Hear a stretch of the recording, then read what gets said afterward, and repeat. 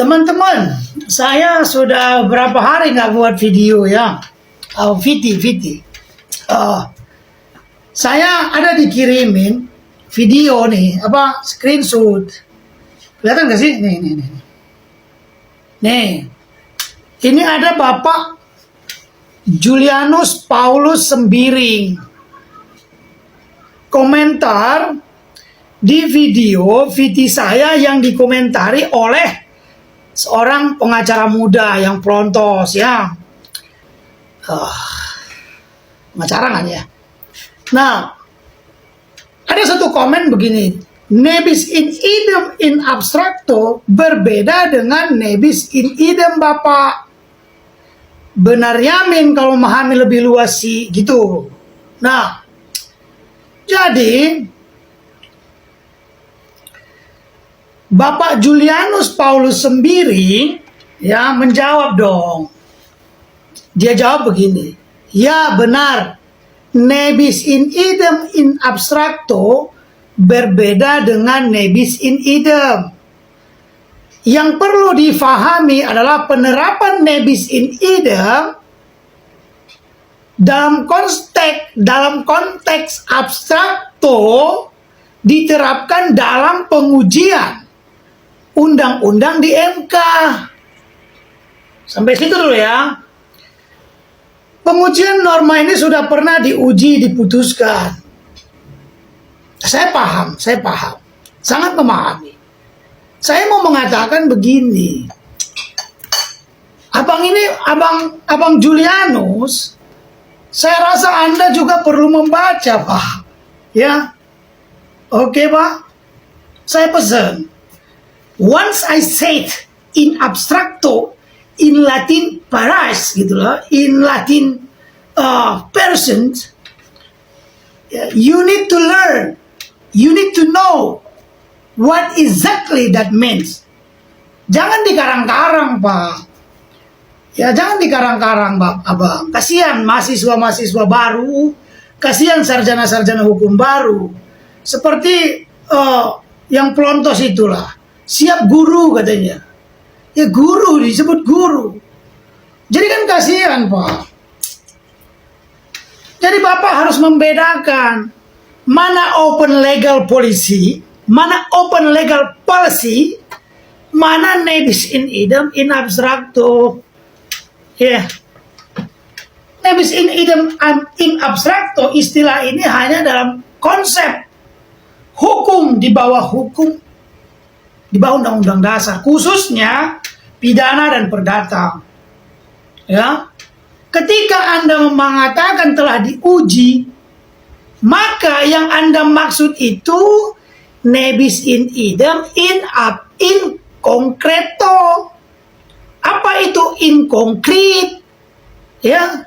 Undang-undang contohnya yang Bapak sebutkan. Pasal 76 Bab 1 ketentuan umum itu ya, Bab 8, kalau nggak salah saya bab 8, pasal 76 KUHP. Ya, itu namanya nebis in idem in concreto. Senyor.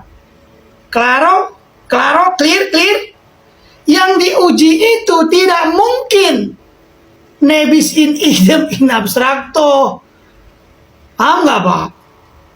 Kayaknya kita harus kembali lagi nih ke prinsip-prinsip dasar. Mungkin nggak dipelajari dulu di lapo-lapo. Ya memang harus kuliah itu harus di kampus, sering ke perpus.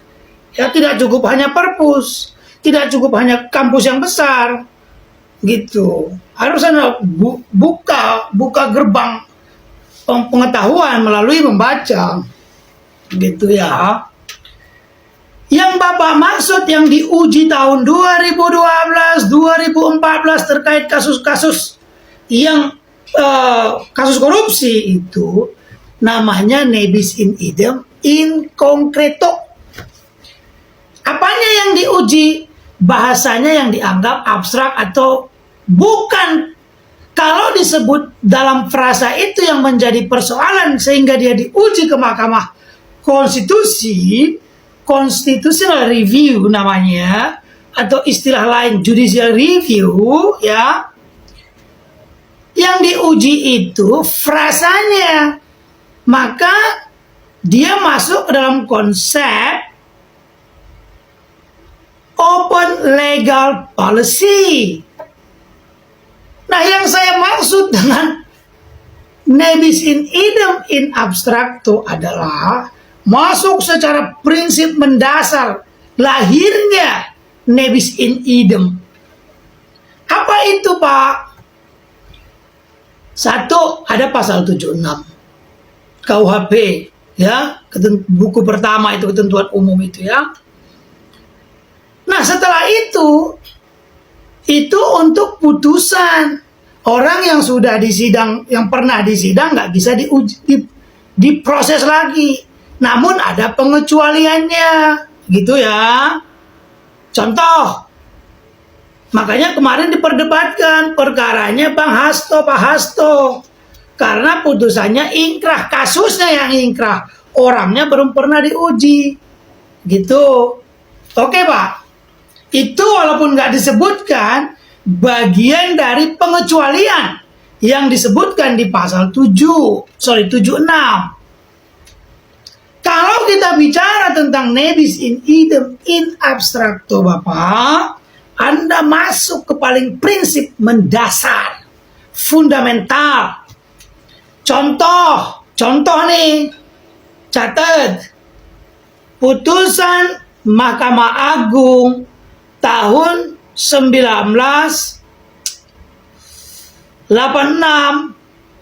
atau putusan nomor 1174 1994. Jadi ada dua, 1994 nomornya 1174, ya, atau putusan nomor 1968. Di salah satu putusan Mahkamah Agung itu, ya, mengatakan secara garis besar, secara kesimpulan, bahwa seorang terdakwa tidak dapat didakwa dengan dua pasal yang memiliki prinsip dasar sama. Paham nggak, Pak? Saya rasa ini dipelajari di dalam hukum, Pak. Contoh 338, tidak boleh dikawinkan pasal itu ditalikan dengan 335 ayat 3, ya. 335, 351 gitu ya. 351 ayat 3, ya, tentang pembunuhan itu, ya. Tidak bisa pembunuhan yang ada kekerasannya yang didahului kekerasan. Sebab apa? 338 itu bahasa Belandanya kan doodslag. Doodslag itu artinya pembunuhan yang didahului dengan satu kejahatan sebelumnya, pemukulan, penganiayaan, bagian dari itu. Selanjutnya terkait dengan ini, ya, kalau ini masuk prinsip yang ini prinsip seperti ini hanya dimiliki oleh orang-orang sarjana hukum yang memiliki pemahaman. Contoh nih, apa perbedaan mendasar prinsip penggunaan kata pertama, kedua dengan satu, dua? Contoh Pancasila, sila pertama. Kenapa tidak sila satu? Apa bedanya itu? Apa manfaatnya itu? Nah, begitu juga dengan dakwaan. Ketika dua ruh pasal itu, lex specialis UU ITE 45 Junto 27B dengan 368 memiliki prinsip yang sama, seharusnya dakwaan itu merujuk ke surat edaran Jaksa Agung 004 11 1994 tentang pembuatan dakwaan halaman 24 tentang kumulatif, ya. Dia harusnya menjadi satu dakwaan, bukan dibuat nomor 1, nomor 2. Itu berbeda, Bos. Paham nggak Anda? Paham nggak? Oke, terima kasih, ya. Nebis in idem in abstracto. Kasihan bener lah.